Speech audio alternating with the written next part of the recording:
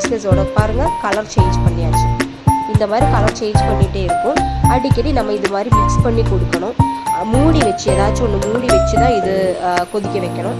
அப்படி ஓப்பன் பண்ணக்கூடாது.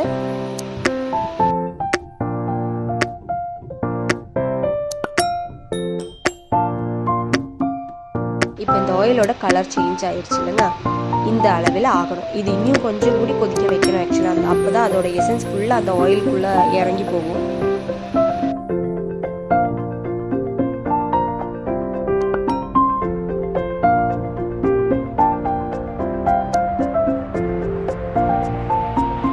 Cotton குளோத்து use பண்ண வச்சு அதுக்குள்ளே இது இப்படி பண்ணால் போதுங்க. கொஞ்சம் சரிச்சு வச்சு அது அடியில் ஒரு பாத்திரம் வச்சுருக்கணும். அதுக்கப்புறம் ஆயில் நாளைக்கு எடுத்து வேற ஒரு பாத்திரத்தில் எடுத்து யூஸ் பண்ணிக்கலாம். டெய்லி போடுங்க. கண்டிப்பாக ஒரு 2 monthsக்குள்ளே உங்களுக்கு பெட்டர் ரிசல்ட் கண்டிப்பாக கிடைச்சிருக்குங்க. ட்ரை பண்ணி பாருங்கள்.